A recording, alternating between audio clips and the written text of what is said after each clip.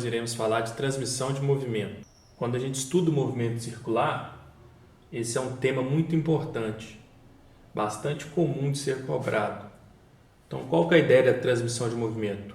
Quando a gente tem algum motor ou algo que forneça movimento circular, geralmente esse motor tem uma frequência única. Porém, o que acontece? Vários equipamentos estão acoplados ao mesmo motor. Então, você precisa fazer com que vários outros equipamentos tenham frequências diferentes do que do motor. Então, para isso, a gente usa acoplamento de polias, que seriam esses círculos, ou roldanas, ou acoplamento de engrenagens. Então, a gente faz esse acoplamento para que uma frequência só gere mais de uma frequência para outros objetos. Então, qual que é a ideia aqui? Aqui a gente tem uma transmissão de movimento feita por correia ou por corrente. E aqui a gente tem uma transmissão feita por engrenagem, aqui, pelo contato das engrenagens. Qual que é a ideia desses dois tipos aqui? A correia não escorrega aqui nem aqui, essa correia está presa. Então, se essa correia anda um pedacinho no sentido horário, aqui ela anda o mesmo pedacinho aqui. O pedaço que ela percorre por tempo está indicando a velocidade linear dela. Então, se aqui esse pedaço percorre esse trecho em um segundo, esse mesmo tamanho tem que percorrer aqui em um segundo. Então, se são distâncias iguais em tempos iguais, então quer dizer que essa polia e essa polia têm a mesma velocidade linear. O mesmo serve para a engrenagem. Quando essa engrenagem aqui andar esse pedaço no sentido horário, faz com que essa engrenagem aqui ande esse pedaço no sentido anti-horário. A velocidade linear dessas duas engrenagens é a mesma. Senão haveria escorregamento, uma escorregaria em relação à outra. O mesmo aqui para polias ligadas por correia. Então, como a gente considera que não há escorregamento, as velocidades lineares são as mesmas. Então, a partir dessa ideia, a gente vai encontrar uma relação para as frequências aqui. Qual que é a ideia que a gente vai adotar? A velocidade linear dessa roldana A é igual à velocidade linear dessa roldana B. Só que a gente sabe que a velocidade linear, quando o objeto descreve um movimento circular, é a velocidade angular vezes o raio.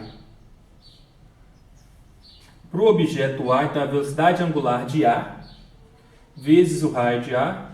Para o objeto B, a velocidade angular de B vezes o raio de B. Só que, se isso aqui estiver descrevendo um movimento uniforme, o que vai acontecer? Essa velocidade angular vai depender só da frequência.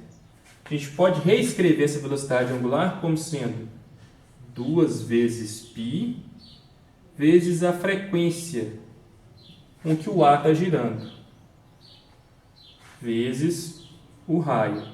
Então, a gente transformou essa velocidade angular nesse termo aqui. A mesma coisa aqui, ó, 2 vezes π vezes a frequência de B. É a velocidade angular de B, vezes o raio. Eu posso cortar esse 2π com esse 2π. Então, vai sobrar isso aqui, ó, a frequência de A vezes o raio de A é igual à frequência de B vezes o raio de B. Isso implica que frequência e raio são inversamente proporcionais, ou seja, quem tem raio grande tem frequência pequena. Quem tem raio pequeno tem frequência grande.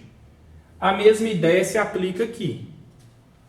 É a mesma ideia, a velocidade linear das duas são iguais. A única diferença desse esquema para este de cá é que quando esse aqui gira no sentido horário, esse também gira no sentido horário.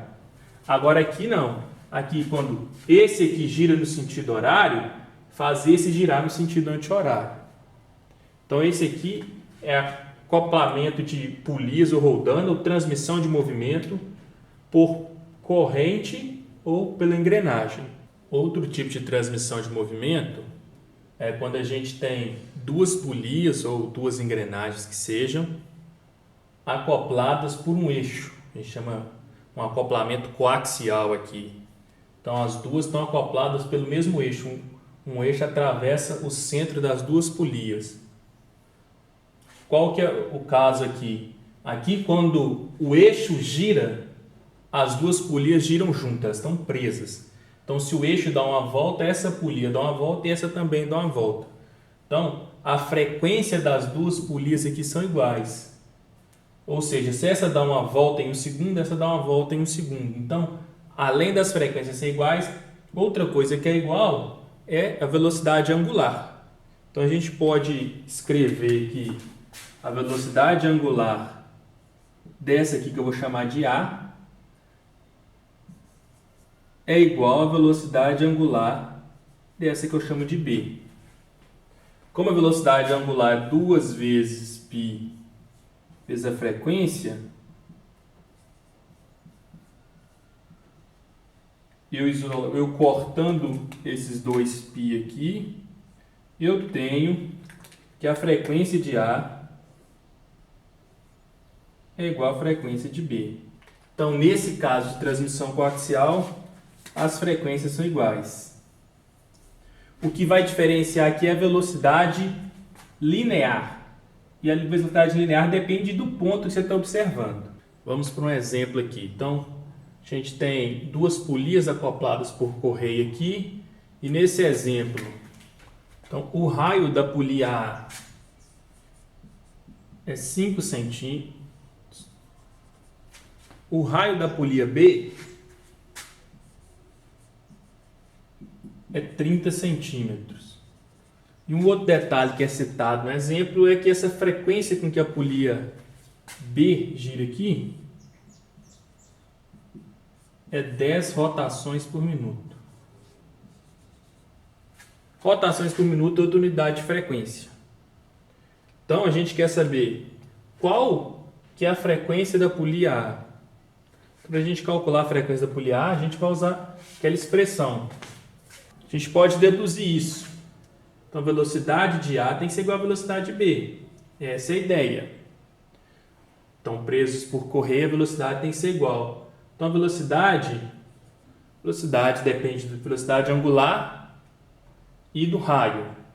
Só que a velocidade angular eu posso escrever como 2π vezes a frequência vezes o raio de A, 2π vezes a frequência de B vezes o raio de B. Os 2π vão ser cortados. Então, eu vou substituir aqui, ó, a frequência de A, eu não sei. Fica a frequência de A.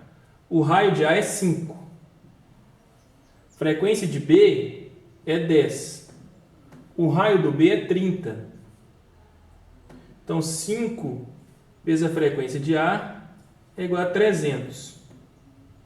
Eu quero achar a frequência do A, esse 5 passa dividindo.